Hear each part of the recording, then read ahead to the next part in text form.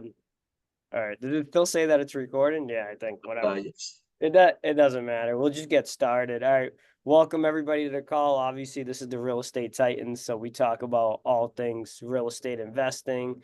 This call we always talk about is for property managers, realtors, real estate brokers, anybody who's in the real estate space, investors, syndicators. I got an awesome guest, my buddy Jeff, who I've known for I think we've known each other for like more than 10 years.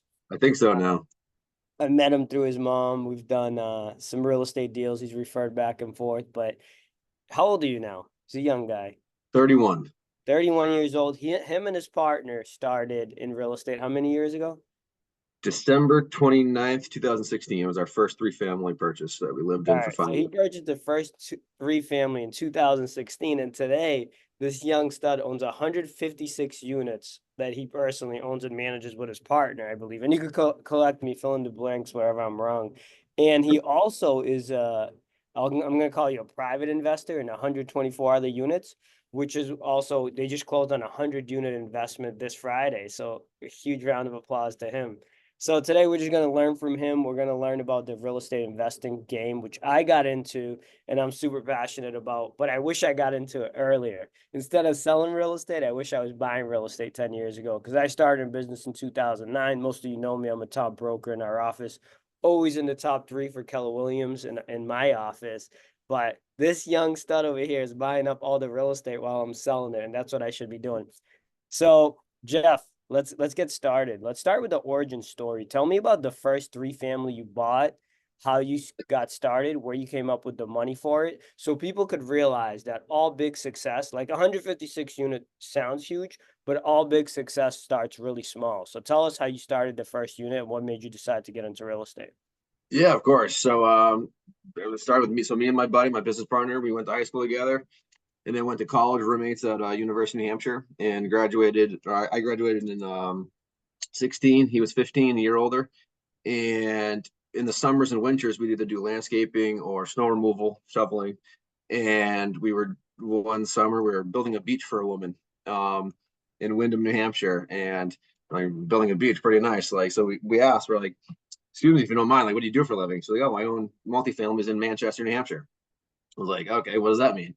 So from that point on, honestly, she took us like under her wing for a couple of years and kind of taught us stuff. And so we just drove around Manchester, going to open houses, and we found one like right after we graduated, and we bought three family that we lived in for 5 years, and we lived on the first floor. It was a 3 bedroom. My business partner, his specialty is the construction side of things. So we actually built another bedroom. So we lived in 2 bedrooms, and then we rented out the two other bedrooms on Craigslist for 5 years to like 10 different people. It was like a revolving door. And then we just got addicted. So we bought the next one like a couple months later. So he did an FHA, I did an FHA. So that's how we were able to afford. I probably couldn't even afford to rent an apartment in like Portsmouth, but I could afford to buy a house due to the FHA. It was 3.5% down, and back then it was I think 10 grand each for our down payment that we obviously just saved up. So you started with about 20K. The big takeaways I got out of that. Number one is you started small, used the FHA product. Number two, you sacrificed, right? You lived in this multifamily and you guys even rented out the rooms in your apartment, which is a shitty way to live, but that's what you have to do in the beginning to save money. And you didn't start with 100 grand or 50 grand. You literally started with 10 grand using the FHA product, which is interesting because I always teach everybody that wants to get into real estate investing to start with a 4 unit or bigger and then go 4, 3, 2, 1 because you could keep doing that with low down payments. So how do you scale from 6 units to say what you have today? Like, how do you get the investment capital, the money, and the funds to go to 156 units? Where are you getting? Yeah, At some point, I know you have to put 20, 25% down. So tell us that journey, that transition. yeah. Ever since after the first two, we had to put 20% down on every deal. We made sure we'd find our local lenders. One of my other mentors that I worked for, my W-2 right out of college, basically taught me to use local lenders, so like or credit unions. So they would require 20% down. and we would just save up from the cash flow from the first two properties and our W-2s, of course, and side gigs that we did back then.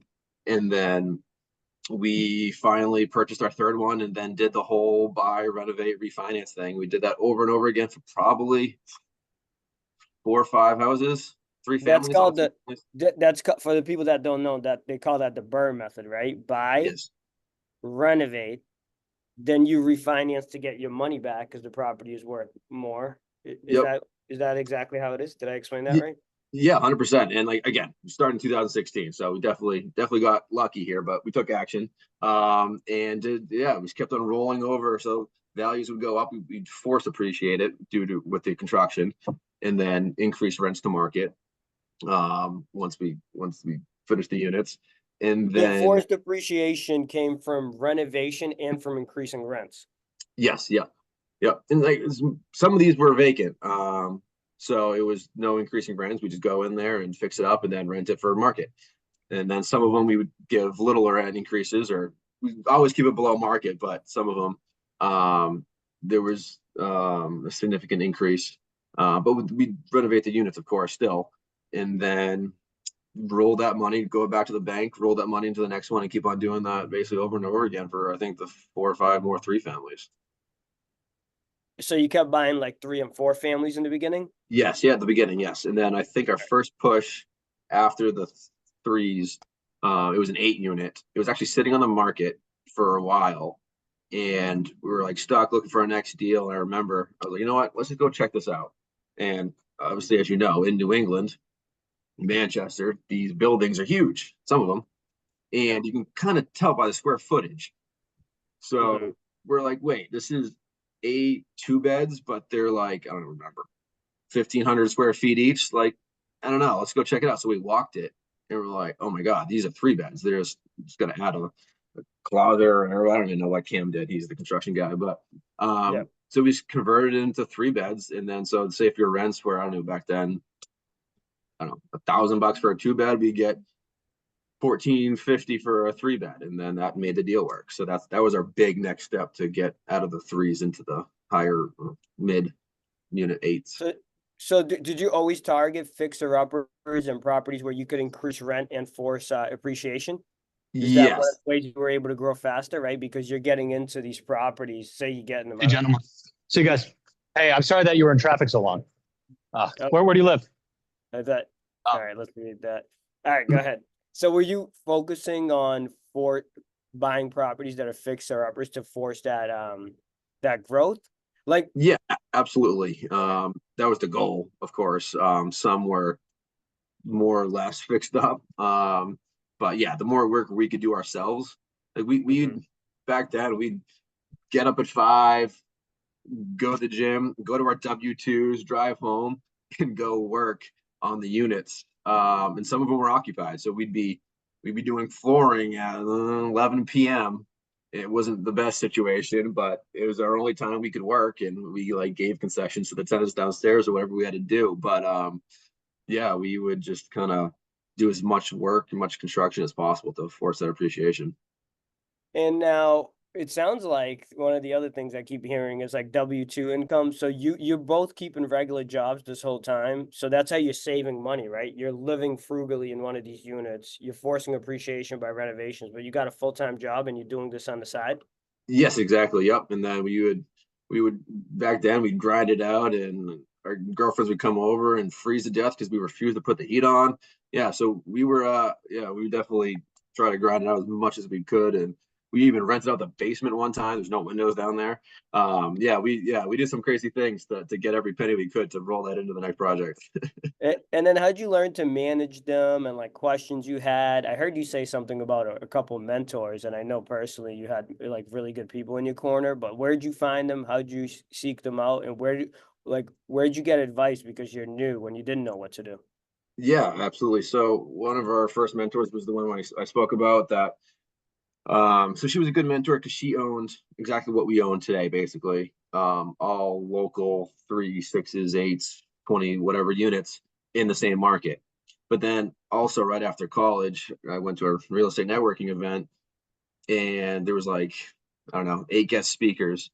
And then I was talking to one of the guest speakers after their presentation. And then that guest speaker kept on talking about how cool a different guest speaker was. And I was like, all right, I got to go talk to that guy. So I introduced myself and we just shut the shit for a little bit. And he offered me a job on the spot. I was still in college then.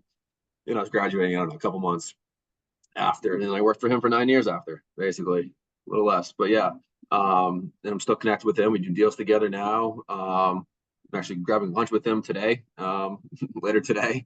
So, and so he's a bigger developer. He owns, I don't know, 1,700 Class A units, huge construction project. So he was a good mentor from like a very high level. And then I had a not lower level, but like a more realistic first step to get to level. Yeah. That was super helpful as well. So the combination of the two is phenomenal. Yeah, one of the things I heard somebody once say, actually Gary Keller, who started Keller Williams, said like, I never worked for anybody that wasn't a millionaire, and then now he's like a billionaire. Basically, it sounds like you had really good people that you're working for, working with, or are mentoring you to help you. Like you're believing this is achievable, right? Like agents that come on, the failure rate in real estate sales is like 90%. Agents that come on our team sometimes will sell 20, 25 homes their first year. And that's strictly because like mentorship and guidance. Leo had a question. I don't know if you want to ask it, Leo, or you want Yeah, me to just sure. ask for you. Yeah, I have two. Jeff, thanks for coming today. So first question is, to what extent are you contributing labor, and like how did you develop that skill, right? Because there's a difference between your sweat versus paying someone's sweat.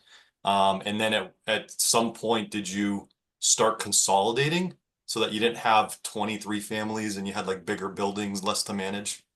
Yeah, that's a great question. So I have zero skill. So it's my business partner, he was a construction guy. Like again, still is managing the guys, but we do renovations and we'd go to Home Depot and I'd bring up the 20 cases of flooring from the truck to the third floor and he'd install it. And he put the windows in. I carry it all. So I had no skill. He had all the skill there. But it's funny you say that is we still have all these buildings. We only sold 2 or 3 deals, other than like flips that were meant to be flips. And we have a bunch of threes, and our largest, well, besides the 100 unit, our largest is the 29 unit that we actually own ourselves fully. And we just feel that it's easier to find smaller deals in our opinion, and maybe we're selling ourselves short here, but it's there's more out there, and you're not going to find typically deals 80 cents on the dollar at 100 unit deals, but you might find that with a 3 or 6 or 8 unit from a mom and pop owner, or a guy like myself that owns something. He's like sick of it. He's like, I don't want this, sucks. I'm making more in my W-2 than dealing with a 6 unit. I just want to get rid of it. And so we feel like there's more opportunity to find deals. So we still have all those. We have 25 different buildings, actually, exactly, that we manage. So it's 25 LLCs, and they're all under a holding company now. But yeah, we still met, but it's all in one city, typically. So we have all in Manchester, one in Raymond, New Hampshire, and one in Londonderry, New Hampshire. So they are 25 different buildings, but they're all with a couple mile radius. So it's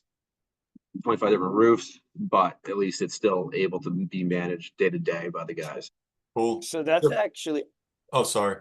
I was yeah, just go ahead. asking one follow-up question, right? Right, so I'm a mortgage person, right? So at what point, at some point you hold too many mortgages in the conventional, traditional aspect of it, right? What's your go-to for financing to pull cash out after you have too many properties under Fannie and Freddie? So we've only gone to local banks. So we just do commercial loans through like Bank of New Hampshire, Bangor Savings, Northway Bank, Community Bank. So it just depends. Kennybunk Savings. So we have like commercial, all commercial. Yeah, except for the first two. They're still FHA. Yeah, our interest rate's 2.75 fixed for 30. So I wasn't getting rid of that. Yeah, I do commercial buildings on all my buildings, so that's a great point. I don't know if I learned that from you or from somebody along the road, but basically you don't have all those limitations, right? As long as you come up with 20% down. I've connected Mark with some of my lenders. His first deal, I think big one, he only put 20% down too. Was able to buy a big deal and raise the rent. So that makes a lot of sense. Our first deal, we did some forced appreciation. We took all the rents, we bought it on MLS and we raised them. So that makes a lot of sense to me. And then you can tap into that equity without actually having to sell. By a show of hands, how many people on the call think what Jeff was built, whoever's it, you can see Jeff has built is kind of huge, right? Like 156 unit sounds huge, right? Like to me, like and then I was thinking about this. So my advice recently to all my clients is like, if you become an investor, you can make a lot of money and you can pay little taxes, right, Jeff, because of depreciation. But I just did the numbers and tell me if I'm wrong. You've been doing this for 9 years, since 2016, and you have only 25 buildings. Only, not I say only, Yeah. but like No, it's you're not, right. it's not like you have 1,000 buildings. So if you do the math, it's only 2.7 purchases per year on average, Yeah. which like if you break it down like that, like anybody could buy 2 to 3 properties a year if you're safe, if you're pulling out equity, if you're doing the Burr method like you explained. So it's not unrealistic that anybody on this call in 10 years can have 156 units if you do it right. Now, am I wrong or am I right on that? No, you're 100% right. We actually just talked about that our annual review that we do. It's just funny. It's just like you're spot on. We've only done like a handful deals a year, really. A couple years, like last year we did, or 2 years ago we did one deal. The year before that we had 67 units, and then a year later we bought 3 units that year. That year, that's it. So So some years you have exponential growth and exponential opportunities. Mhm. Now let's switch gears a little bit and talk about. So that's 156. You had a great partner, had a great strategy, bought 2 to 3 buildings a year. I think everybody gets it. Nothing out of the ballpark, nothing unrealistic. Anybody can do it if you're willing to work hard and make sacrifice. Now you're also investing passively in some real estate deals, which is attributes to another 124 transactions. So teach us a little bit more about that. I know you guys just closed on 100-unit building on Friday. And what I really appreciate about you versus like some people on Instagram is you're like, hey, I don't even count that because I'm a passive Yeah. investor. I gave money. But a lot of the younger kids I talk to, they'll do the same thing. They'll throw some money in deal and they're like, I own $200 unit Yeah. building. It's like, no, you really don't, which is Yeah. kind of what you said to me before in the beginning of the call. But tell us a little bit about syndication and passive investing. Yeah, honestly, it's kind of You called it partnership, so. yeah. It's basically we found this 100 unit. My buddy found this 100 unit, and we looked into taking it down ourselves, but it was a ton of equity of a 5.5 million we needed, which we didn't have liquid. So we needed to raise money. So we kind of dabbled in that a little bit, and then we kind of looked at ourselves. We're like, you know what? Let's partner with another bigger operator. He has the team. He's going to take care of it. We'll take our percentage ownership and kind of ride the coattails of a successful operator that we know that's going to do well, and that won't affect maybe we're selling ourselves short too. I'm probably going to regret this in 5 years, 10 years. I guarantee it. But it's a way to increase our income without any more headaches and any more risk. So that's why we chose to do it that way. But if we had the money, we probably would have bought it ourselves. Yeah, that makes perfect sense. It reminds me of me. I know you do flips too. Me and my brother do flips as well. So like we recently had a deal where we made like multiple 6 figures. Not multiple. We made over 6 figures on a deal.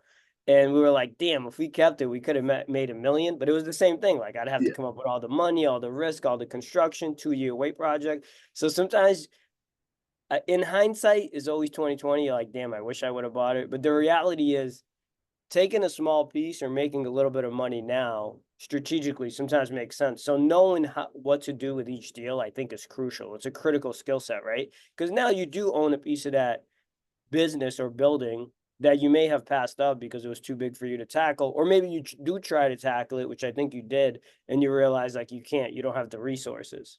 Yeah, well, we definitely could have raised the money, but I it's like we're gonna do all the work and then we have to raise all this money, so we just gotta give it back to the investors. So like life is good right now. I don't know if I want to like just kill myself for the next 4 years trying to get this thing stabilized. Got to put a lot of money, like renovate all the units, and you got to pay your investors. And we've never raised money before, so I have friends that kill it doing that. Actually, Yeah, they crush it, but they're doing you might huge have deals. to make some intros to them. We'll have them on this call. Yeah, 100%. It's a total opposite business plan. of us, but it's just what we're comfortable with, or I don't know, but both work. And what, based on what you know, what are the pros and cons between raising money and going faster and doing it with partners versus doing it the way you're doing it or the way me and my brother are doing it? Or so far, I know Mark is doing it kind of the same way. Um, for us, I don't know. So we kind of just started. We didn't think we had a choice. We thought we had to do the work ourselves, and my buddies still, and they do very well, but they make fun of us for stealing. I probably have like a 10 text from you right now, like guaranteed. Now my sister, who you know, Yeah. she's a full-time nurse but hates nursing. She's trying to get out of it, so she works for us part-time, handling all the tenant interaction, but still slips through. But where was I going with that? So we're like in the weeds of management, which is like, so nothing's passive about what we do. We really just run a real estate business and versus being investors at this point. But I don't know, we started that way, so we're just kind of running with it. It works. We kind of have our systems down that we can handle. And there's definitely room for improvement. But we kind of like the passive now is like, wait, so we can still do this that we built. It's kind of like a well-oiled machine at this point, but we can still add to it and grow, but not add headaches. Do you guys still have your W-2s? No. And at what point did you leave your W-2s in the journey? So it's funny. So my W-2 was what I do now. I worked for a big developer. He was amazing. And I slowly weaned off. So I technically worked for him up until like a month ago. But Wow. Cam, my business partner, he sold lumber. He was much more like getting 100 phone calls a day, and so he quit like 2 or 3 years ago. So he's been doing full time So JNC. that goes to show you also, no matter how big you guys got, you kept your W-2, you kept that additional income, right? Yeah, I had a Coming in. good gig, and we rolled money into his deals too. Um, The guy you worked for, the yeah, investor. yeah. Yep. That makes perfect sense. All right, if anybody else has questions that we missed, I'm going to open it up. You jump in, you just feel free to ask. If not, I'll keep going for a couple more minutes because I'm loving this and I'm learning so much. All the important things, my big takeaways I'm writing the notes in the comments. So if anybody takes notes, email them to me after. I'm also recording this call too, so I'll share it with you guys as well. Alec has a question. So Alec, go ahead, unmute yourself and shoot. Awesome. Thanks, Arthur. Hello, Jeff. How's it You going? mentioned the process now being a well-oiled machine. I was wondering if you would consider looking into full property management on all your currently owned units and focus all your time on looking for new deals. And if not, why? Yeah, that's a great question. So right now, the goal is to have my sister take over kind of everything, but I just maybe I'm not room to grow, but I just need to keep my pulse on the collecting the rents, dealing with the banks, insurance companies, and then kind of like not managing my sister, but communicating with my sister and how the tenant issue is going on. So really trying to get her out of nursing to then take over so basically have management in-house. I feel like we have the scale where we could pay her a decent salary versus going third party and paying a fee. And so I just feel like our goal is to have my sister kind of take over and have management in-house so we can keep a better pulse or finger on the pulse here, whatever. Love it. I'm about to come work for you. What's a decent salary? You don't want to ask my Yeah. sister. Learn from the big boys. All right. What else do we got? I know you got into investing and flipping. How do you decide the difference between whether you should flip in property or buy and hold? I think I know the answer, but just for the general public. Yeah, we flipped a mobile home, so we couldn't even rent that out due to the park rules. We flipped a couple single families, and out in our market at least, these numbers do not make sense for renting out a single family. And a couple duplexes. And again, same thing for duplexes. I don't even think 3 families work anymore. We haven't purchased a 3-family in years. It doesn't work because you have first time home buyers that can come in and pay way higher than what we can afford to pay and make our cash on cash that we like now. All right, Sierra had asked a question. If you could go back to when you owned your first 10 doors, what's the one thing you would do differently to scale faster in New Hampshire real estate market, especially in Manchester? Besides the obvious reason of buy everything, knowing what the market is, that doesn't count, obviously. I don't know. We haven't done a cash out refinance in a couple of years, but I would have just tried to, again, same answer, I guess, leverage everything quicker, faster, and just buy more. We had time on our side because we were so young and we had nothing to lose back then. I had student loans to lose. That's about it. I don't think you can even lose those. So, Some good advice that I heard recently, and I'm always on these trainings and podcasts myself learning, is one guy said, buy as much as you can, as fast as you can. That's the best piece of advice he ever got. yeah, that's especially knowing what the market did. So, I would be a little more picky actually of what we purchased. Actually, that's so now we'd find a good deal. We'd buy just like a trap house, and terrible to manage. And these are the three that we sold. And still, I probably shouldn't have sold it based on the numbers of the market, but it was just terrible. No parking in terrible sections of the city. So we would have probably made our criteria more strict of what our market was, or target market was. So is that saying like buy better deals? It's better located deals. Yeah. And I got a question. How come you specifically focus on just one community? Like you're only buying in Manchester. Is there a reason for that strategy? Yeah, management. Keep everything tight in-house. The guys can run over here, do a faucet here, and go do a window here and be there in 10 minutes, less than. Just it was our way of the previous question of course, would you rather own 25 buildings like we do, 3, 6, 8, 12s, or 100 units? Of course, 100, but we just found the deals that were smaller. So our kind of alternative to that was, all right, we'll buy everything in one city. Like I do my own evictions. I don't pay an attorney. So I know all the judges. I know all the lawyers. I know all the city inspectors. Just I don't know every street I know. So like we just figured it's easier to keep everything tight. I know you got to run soon, so if anybody got questions, type them in the chat. A couple quick ones for me that I want to know. So you're like staff per se, like the contractors, the people running around, the handyman plumbers. Are you 1099 everybody, or do you have anybody on payroll? Nope, 1099 everybody. But Reason? it's easier. They kind of we've have a good team right now, but over the last 8 years, we've had people come go. They'd be great one week, and then okay, what happened? Then there's peace out on us.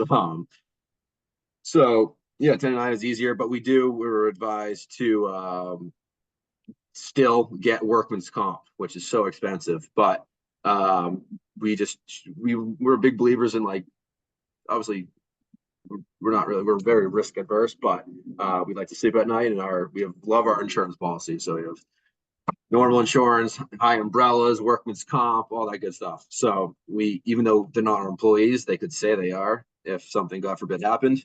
So we still protect ourselves in that sense, but still 1099. All right, couple more for me. Is any like go-to books you'd recommend for somebody looking to get started in the space? I gotta be honest, I'm not a big reader. I did read the classics, Rich Dad Poor Dad, Millionaire Next Door. I don't know, one of the good ones. I'm a big podcast guy. And that was my next question, so go ahead. That's the podcast. Ken McElroy. What's his? I don't even know what it's called. Sorry, they'll find it. Yeah, Ken McElroy. And honestly, I listened to my buddy. We went to college together, and his business plan is total opposite of mine, but he kills it, and he has his own podcast, the Multifamily Wealth Podcast. The I listened to that. Family Wealth Podcast? Yes. All right, awesome. Yep. And then other random ones too, like on the everything related. I just think about real estate all day long, pretty much. Any other ones you want to drop? Any other names for podcasts? Do you listen to Bigger Pockets? I know that's a big one. Yeah. I used to, yeah, for sure. I actually kind of haven't in a while. But yeah, I used to listen to, oh my God, hundreds of hours of Bigger Pockets. Awesome. Any other final words of wisdom that you Oh. want to bestow on this group, or somebody looking to get started in the real estate investing space and build a portfolio like you built? I don't know. I started in 2016, so I haven't truly seen a downturn. So I don't want to say I'm a guru here, but the goal is to continue to grow and be prepared for when that day does come again, because I'm sure it will one day. So are you guys so we're- keeping a lot of cash on hand for that? yeah, for sure. And we actually just so instead of doing cash out refis, we have all these deals we bought years ago. So we have a line of credit now that's so we don't pay interest on it, obviously, until we use it. So it's just sitting there. So it's like cash. So we're just ready to, yeah. And what's your guys' like long-term goal? Do you continue to just add units, and how many do you want to get to? Yeah, we don't have a unit goal. We have like a monthly income goal. Our goal is like 100 grand each a month. That's the goal. So I don't care if it Good comes goal. from a passive investment. I don't care if it comes from us buying 3 families. I don't care if it's a CD income. I don't know. It doesn't matter. So And when do you as long as it think you're doesn't, gonna hit that? Couple more years? yeah, hopefully. So Awesome. Yeah. All right. Good stuff. I hope you guys enjoyed it. Jeff, thanks for taking the time. We appreciate you. Thank you. Let's catch Anytime. up soon. Let's grab we're overdue, so let's grab a steak Yeah, or we are. something. Or, Yeah, perfect. beer. Cool. All right. Thank you. Thanks for hopping on. Bye. All right.